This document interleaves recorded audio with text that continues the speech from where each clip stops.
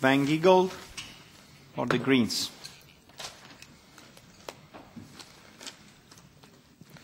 Well, indeed, we had a long debate about Solvency II and also on the implementing measures. Well, the main change since these debates, and I won't bore you with some of the issues which we raised already in the last Parliament, but the main change which we have seen and which has also shaped negotiations over the last month was how to deal with securitized products. And I must say I have questions to the Commission regarding this. So just to give you briefly the history, when for the example of BBB securitized products, the risk factor was first calibrated and estimated in October 2011, the factor was 20%. Then EIOPA was tasked to look into detail whether this calibration is correct. So they came up that if you take securitized products of high quality, that such a calibration could be reduced to 17% for BBB. Then there was a wild debate in the Commission, DG ECFIN putting pressure on DG Markt, and then this was reduced to 8.5% in a draft in March 2014. Then there was even more pressure, and it was reduced in July 2014 to a factor of 5%. And now, in what you propose to us, the factor has been reduced to 3%. What does this mean? And the same happened similarly for products AAA, AA, and A. What this means is that the riskiness of products is now not driven by empirical evidence on financial markets, but it is driven by political objectives. We know that this is already the case in banking regulation and insurance regulation when it comes to government bonds. In government bonds, the state tells economic actors that a risk which is actually there doesn't exist in regulatory affairs. Now we create a second asset class, securitized products, where the state says this risk is actually much lower than what the market thinks. So the state believes it knows by a dimension of 5 times better what a risk actually is. And I do believe this is not the role of the state, because the role of the state in regulating an insurance is to make sure that the insurance has enough capital in order to meet its obligations. And therefore, it is critical that risk assessment is not following a logic of prudential stimulus. And what is happening here is to try to use financial regulation in order to boost economic development. Obviously, I agree with Burkhard Balz, insurances are important in order to invest.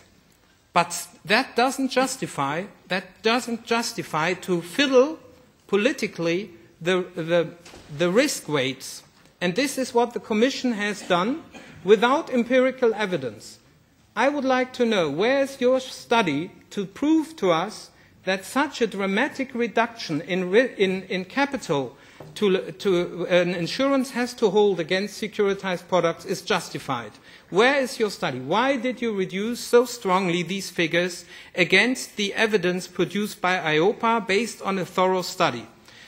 And this is the reason why we have asked that this is put to a vote. In order to keep the timelines, obviously we know, and we spoke with the rapporteur, we have the meeting tomorrow. Finally, we asked for a long time to have a meeting, but we will discuss it with the Commission. I hope EIOPA is there. But I can only warn that if we have economic problems, that we make the same mistake again which the United States has done.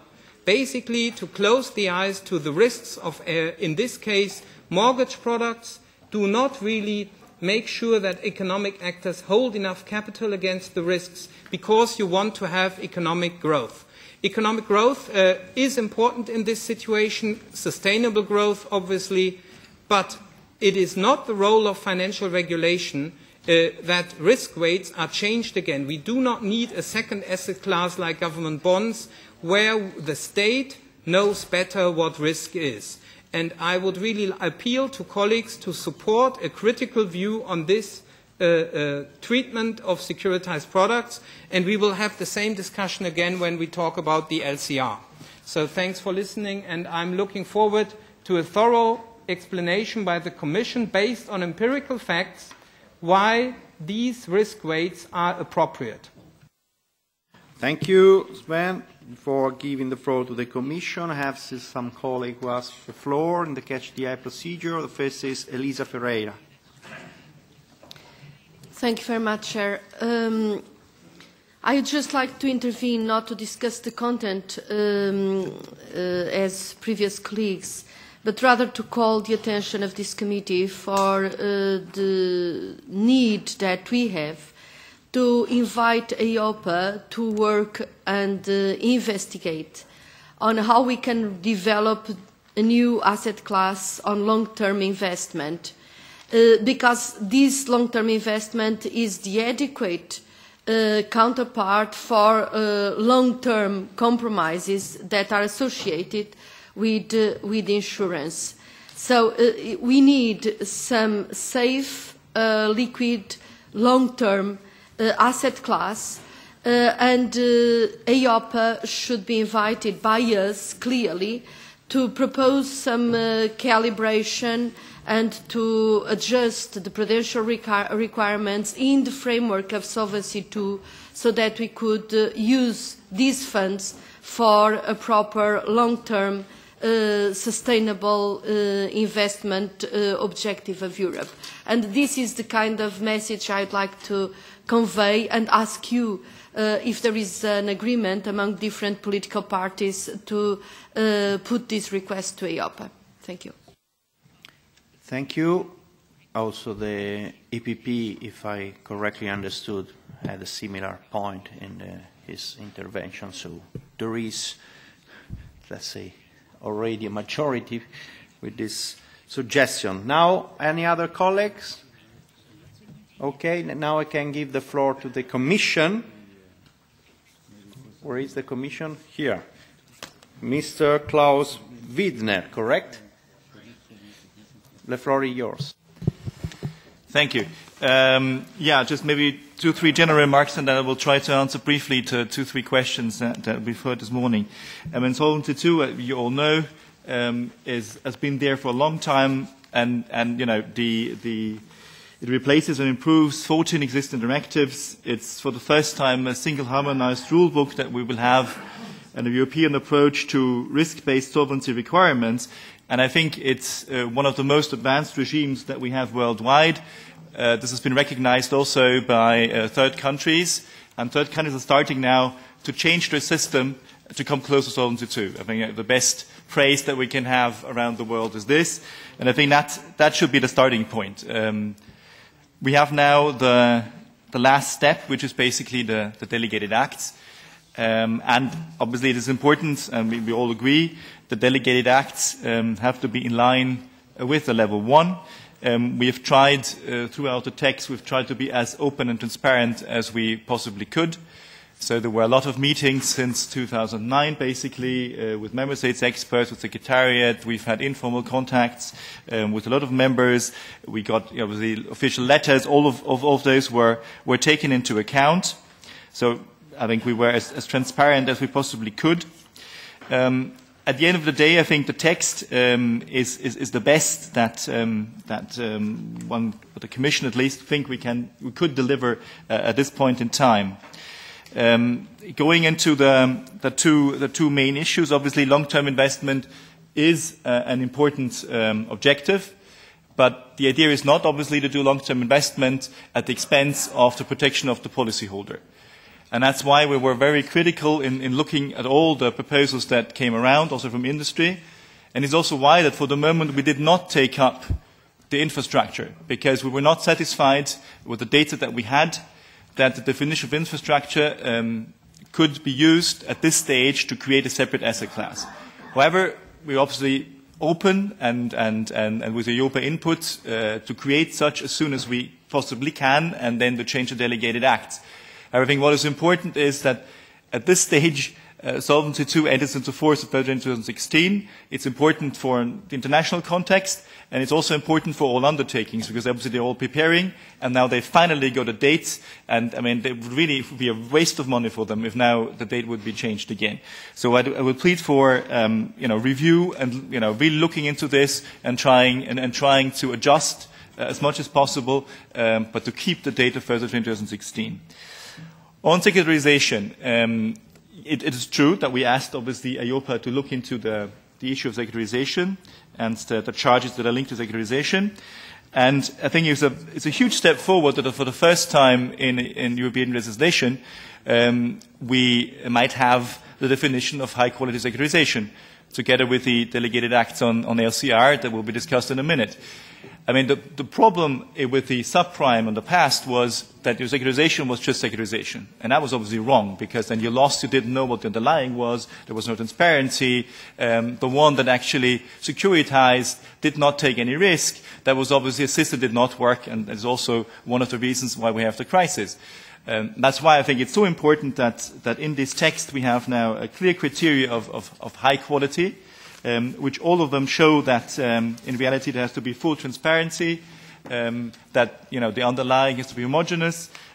All of these are criteria which, in our view, make sure that we won't have the problem of the crisis years, whereas at the same time we need to try to, and that is something that is also, it's true, it's a macroeconomic concept, but also in line with the policy of the European Central Bank, that there is a kind of potential that is safe, that can be tapped without damaging policyholder protection. And there's also two things, obviously, that we have to take into account compared to the crisis years. We now have changed, or you have changed, rather, the legislation in making clear that has what they call the skin in the game rule. So there is the risk retention. So we can't have that, like in the crisis years, that you don't take into account the risk. You have to retain some of the risk if you securitize. And at the same time, we have surveillance of the rating agencies.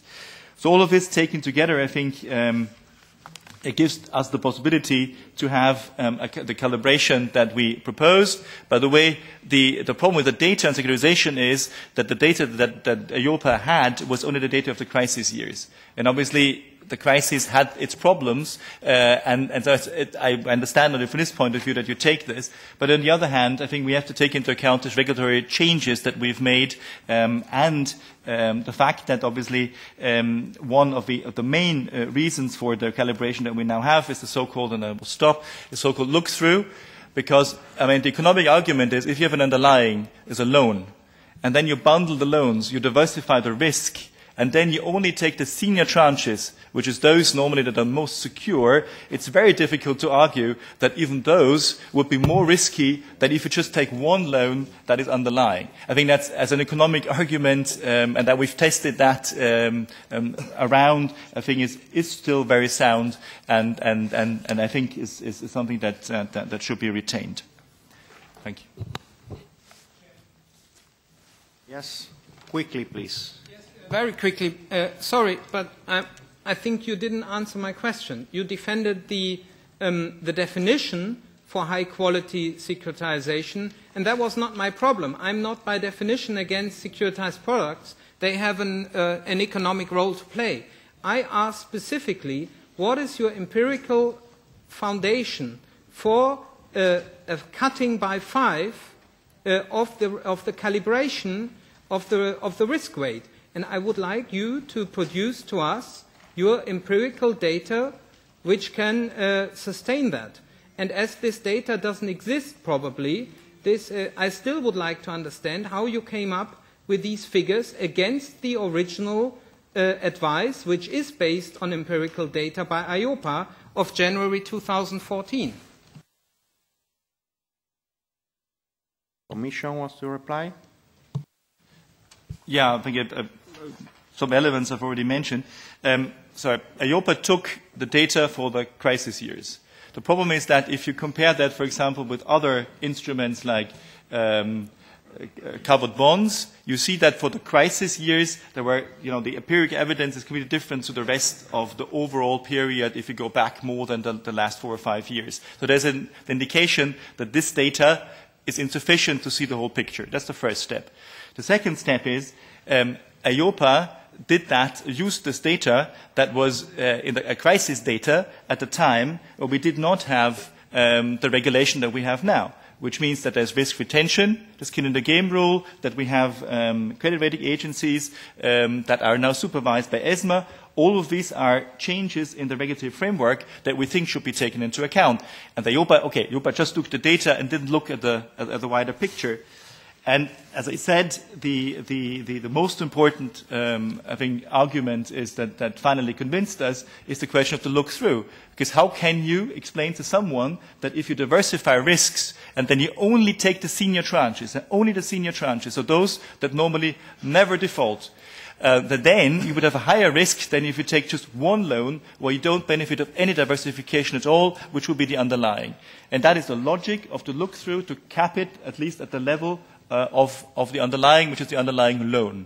And where is your data? You don't answer my question where your data is. You make lots of words. I want to know, where is the data? Of course, if you take out of the time schedule you look at the crisis years, then you get always nicer data. So where is your proper justification for the 3% for triple B? Where is this?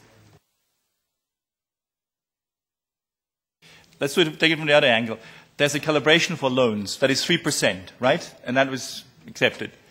And now the only question is, if you do securitize these same loans and you take only the senior tranches, yeah, will you then say, okay, well, this is because it's securitization, it's in any event, the calibration must be much higher? That is something that economically doesn't make sense. If a rating agency says it's triple B and you calibrate down from originally 20% with the crisis years to 3% against the risk assessment of the rating agency, you play rating agency, and that's not the role of prudential regulation. Sorry. No. But I have made my point, so I'm fine now. I know now there's no data. The Commission wants to add something? Please. Yeah, no, just to say that, what is important is we're not playing rating agency. What we're looking at is the underlying. And if you accept for the underlying, the 3%, we think that you also have to accept it for the senior tranches of securitization. They both are linked. I think that the 2 points are very clear. So I think now we can conclude this debate.